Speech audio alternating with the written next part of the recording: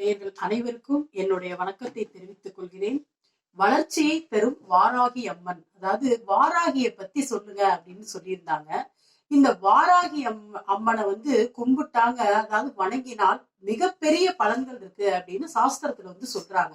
எனவே வாராகி அம்மனை பற்றி நாம் தெரிந்து கொள்வோம். அதாவதுங்க, வாராகி அம்மன் அப்படின்னு சொல்றவங்க பன்றி முகத்தோட இருப்பாங்க, மனித உடலோட இருப்பாங்க. அந்த வாராகி அம்மன் என்று சொல்லும் அந்த தெய்வம் அம்பாளுக்கு, அதாவது பார்வதி அம்பாளுக்கு படைத்தளபதியா இருந்திருக்காங்க. படைத்தளபதியா இந்த பார்வதி அம்பாள் இந்த வாராகி அம்மனை வைத்திருந்த காரணத்தினால், அதாவது எதிரிகளை தும்சம் செய்யும், எதிரிகளை அழிக்கும் ஒரு சக்தி வாய்ந்த தெய்வம் இந்த வாராகி அம்மன். எனவே வாராகி அம்மனை வணங்கினால் பலவித நன்மைகள் நமக்கு இருக்கின்றன. அதாவது வாராகி அம்மன் நீங்க படத்தை பாத்தீங்கன்னா கையில ஆலாக்கு, கலப்பை, இது போன்ற ஆயுதங்கள்லாம் இருக்கும். அதனால ஏன் அப்படி சொல்றாங்க அப்படின்னா, அதாவது முக்கியமான அந்த விவசாயத்தை காக்கும் வாராகி அப்படின்னு சொல்றாங்க. அதாவது விளை நிலங்களை விவசாயத்திற்கு இது ஒரு காவல் தெய்வமா இருக்காங்க. அடுத்தது காசி மாநகர்ல காவல் தெய்வமா விளங்குறது இந்த வாராகி அம்மனுங்க. இந்த வாராகி அம்மன் விவசாயத்தை காக்குறாங்க. இப்ப சமீபத்துல வந்த புயலால எத்தனையோ விளைநிலங்கள் பாதிக்கப்பட்டு, எத்தனையோ மக்கள் அன்றாட உணவிற்கு கூட ஒரு கஷ்டப்பட்டு அந்த நிலத்துல உள்ள அந்த மகசூல் வராம, லாபத்தை எடுக்க முடியாமல் ரொம்ப கஷ்டப்பட்டுட்டு இருக்காங்க. அதனால இதுக்கெல்லாம் ஒரு காரணம், அதாவது ஒரு தீர்வு என்ன அப்படின்னா, இந்த விவசாயத்தில் இப்போது இந்த மகசூல் லாபம் வராமல், அதாவது பலவித பிரச்சனைகளை சந்தித்து, அதாவது இப்ப புயல்னால பலவித விளைநிலங்கள் பாதிக்கப்பட்டிருக்கின்றன. அப்ப அவங்க எல்லாம் என்ன செய்யணும் அப்படின்னா, இந்த வாராகி அம்மனை, அதாவது பஞ்சமி திதியில் இந்த வாராகி அம்மன் படத்தை வாங்கி வைத்து வணங்கினால் பஞ்சமே வராது என்கிறது சாஸ்திரம். அதனால இந்த பதிவை பார்த்து கொண்டிருக்கும் எனது சகோதர சகோதரி அவர்கள் இந்த வாராகி அம்மனை, அதாவது விவசாயத்துல உள்ளவங்களா இருந்தாலும் சரி, எந்த ஒரு தொழில் நடத்தினாலும் கண்டிப்பாக இந்த வாராகி அம்மனை வணங்கினால் கண்டிப்பாக நல்லது நடக்கும். எனவே ஒரு பஞ்சமி திதியில் இந்த வாராகி அம்மனை வாங்கி, படத்தை வாங்கி, மஞ்சள் குங்குமம் இட்டு, பூ வைத்து, அதாவது மாதுளம்பழம் நெய்வேத்தியமா படைக்கணும் அப்படின்னு சொல்றாங்க சாஸ்திரத்துல. சரி, மாதுளம்பழம் கிடைக்கல அப்படின்னா கல்கண்டு வைத்து படைக்கலாம்.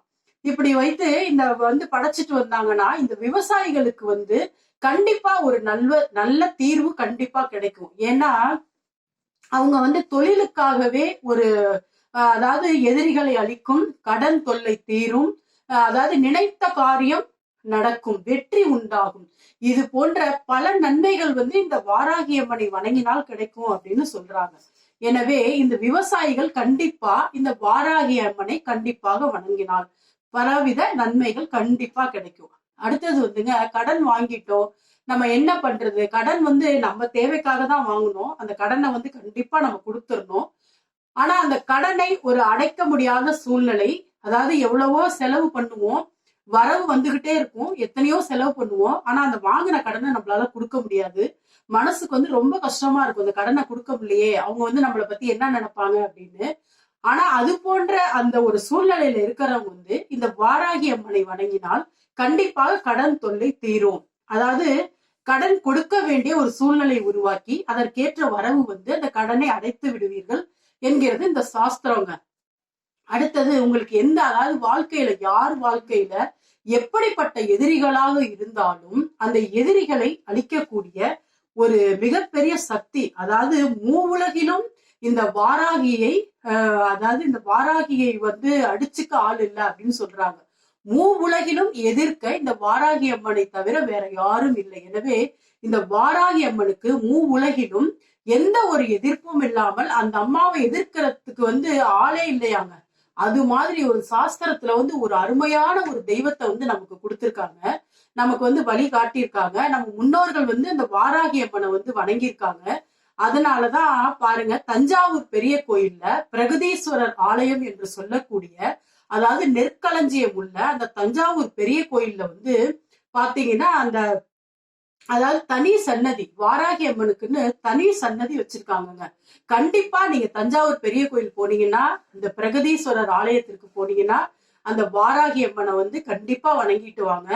நீங்க எந்த தொழில் செய்தாலும் சரி, விவசாயம் செய்தால் அந்த நெற்பயிர்களை கொண்டு கொஞ்சம் அந்த படியில கொண்டு போய் வச்சு வணங்கி எடுத்துட்டு வந்து உங்க வீட்டுல வைங்க. அடுத்த வருஷம் வந்து உங்களுக்கு மகசூல் அதிகமாக இருக்கும்.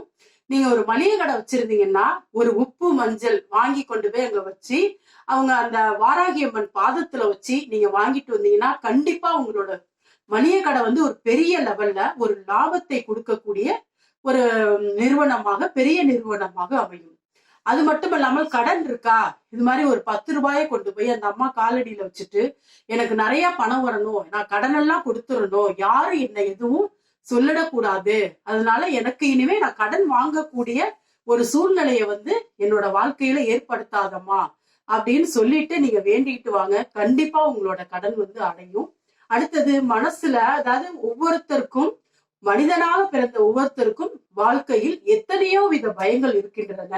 எனவே இந்த பயத்தை போக்குவது வந்து இந்த வாராகி அம்மன் அப்படின்னு சொல்றாங்க.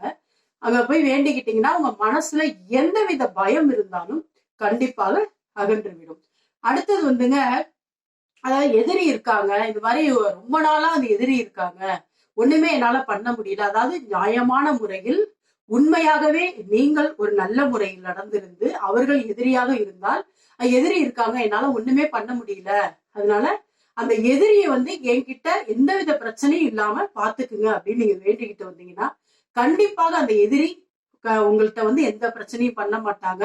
அதாவது சுமூகமாக போகும் ஒரு உறவை கொடுக்கக்கூடிய இந்த வாராகி அம்மன் வந்து ரொம்ப ஒரு தெய்வம்னா தெய்வங்க, ஒரு அருமையான தெய்வங்க. எனவே இந்த பதிவை பார்த்து கொண்டிருக்கும் எனது சகோதர சகோதரிகள் இந்த வாராகி அம்மனை வணங்கினால் பலவித நன்மைகள் இருக்குங்க. எனவே இந்த வாராகி அம்மன் அந்த காலத்துல வந்து படை தளபதியா வச்சிருந்திருக்காங்க பார்வதி அம்பாள். அவங்க என்ன சொல்லியிருக்காங்கன்னா, தப்பு பண்ணினால் தண்டனை கொடுத்து விடு அப்படின்னு சொல்லியிருக்காங்க. எனவே வாராகி அம்மன் படத்தை வந்து வீட்டுல வைத்து வணங்குவது அவ்வளவு சிறப்பானது இல்லை அப்படின்னு ஒரு சாஸ்திரத்துல வந்து சொல்றாங்க. எத்தனையோ பெரிய மகான்கள் இவங்க எல்லாம் சொல்லிக்கிட்டு இருக்காங்க. அது ஏன் அப்படின்னு கேட்டா, மிகப்பெரிய ஜோதிடர்கள்லாம் கூட சொல்லிக்கிட்டு இருக்காங்க. அது ஏன் அப்படின்னு கேட்டா, அதாவது வாராகி அம்மனை வந்து அந்த படத்தை வந்து நம்ம வீட்டுல வச்சிருக்கும் போது கெட்ட வார்த்தைகள், கெட்ட செயல்கள் இதெல்லாம் செய்யக்கூடாது அப்படிங்கிறாங்க. அடுத்தது பிள்ளைங்களெல்லாம் நம்ம திட்டுவோம், அது மாதிரி கெட்ட வார்த்தையெல்லாம் சொல்லக்கூடாதான், கெட்ட செயல்கள் செய்யக்கூடாதான், அது கெட்ட எண்ணம், பொறாமை இதெல்லாம் இருந்தா வந்து அந்த அம்மா வந்து, அதாவது தண்டனை என்றால், அதாவது தப்பு என்றால் தண்டனை தான், மன்னிப்பு என்பதே கிடையாது. ஒவ்வொரு, ஏதாவது மத்த தெய்வம் எல்லாமே மன்னிச்சிருங்க, என்ன தப்பு பண்ணாலும் மன்னிச்சிருவாங்க. ஆனா வராகி அம்மன்கிட்ட மன்னிப்பு என்பதே கிடையாது. அதனால் தான் வாராகி அம்மனை நிறுவனத்தில் மட்டும் வைத்து வணங்கினால் மிகவும் நன்மை. இல்லை இல்லத்தில் வைத்து வணங்கினால் நாம் நல்ல சொற்களை பேச வேண்டும், நல்ல செயல்களை செய்ய வேண்டும், பொறாமை இருக்கக்கூடாது, அடுத்தவர்களை அழிக்கும் ஒரு எண்ணம் இருக்கக்கூடாது, கெட்ட எண்ணம் இருக்கக்கூடாது.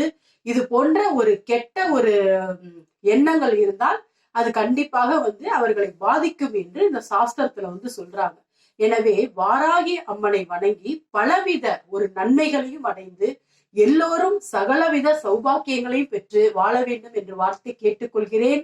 இந்த பதிவு உங்களுக்கு பிடித்திருந்தால் ஷேர் பண்ணுங்க, சப்ஸ்கிரைப் பண்ணுங்க, கமெண்ட்ஸ் பண்ணுங்க. ஜாதகம் பார்க்கணும்னாலும் சரி, வாஸ்து பார்க்கணும்னாலும் சரி, என்னுடைய இந்த தொலைபேசி நம்பரை தொடர்பு கொள்ளுங்க. நன்றி, வணக்கம்.